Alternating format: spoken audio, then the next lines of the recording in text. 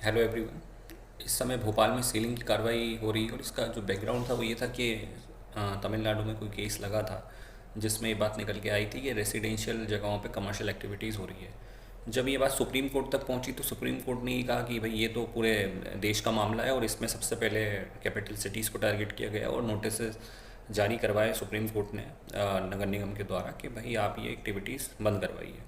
इसी पंक्ति में ये बात निकल के आई थी जून के महीने में, लेकिन जब डेट आई, जब नगर निगम को अपना कह सकते हैं कि एक रिपोर्ट दायर करनी थी सुप्रीम कोर्ट में 4 अगस्त को, तो आनंद फानंद में 1 अगस्त को सारे नोटिस निकाले गए और नोटिस दुकानदारों को दिए गए। दुकानदारों ने भी दुकानें बंद करी और सारे पोस्टर्स लगा दिए कि हम ये एक्टिविटी बंद कर रहे हैं।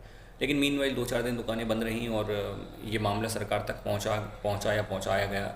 तो सरकार ने भी यही कहा कि भाई एक काम करते हैं, हम कमेटी बनाते हैं और ये कमेटी डिसाइड करेगी कि इसका क्या करना चाहिए। लेकिन जब ये बात सुप्रीम कोर्ट को पता लगी तो सुप्रीम कोर्ट ने टिप्पणी करी, गुस्सा किया कि ये गलत है भाई। जब हमने आदेश दिया है कि कमर्शियल एक्टिविटीज़ बंद होनी चाहिए रेसिडेंशियल जगह में, तो वो होनी चाहिए। और फिर दोबारा नगर निगम एक्शन में आया और उन्होंने यही कहा कि जिनको नोटिस जारी हो गए हैं उनको कभी भी 24 घंटे का अल्टीमेटम है कि वो कभी भी हम सील कर सकते हैं और बाकियों को आप नोटिस दे रहे हैं।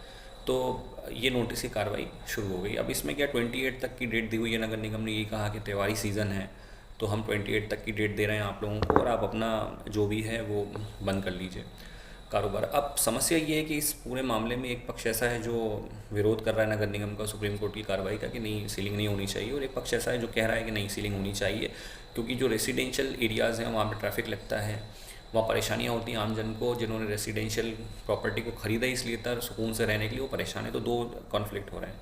तो देखिए, इसमें मैं सिर्फ यही कह सकता हूँ, सरकार को निवेदन भी कर सकता हूँ कि भाई जिस तरीके की बात निकल के आ रही है मिक्स्ड लैंड यूज़ की, कोई गुजरात का मॉडल है वो तो खैर ठीक है, लेकिन हम एकदम से इतनी दुकानों को बंद नहीं कर सकते, इससे काफ़ी अल्ट्रेशन आएगा।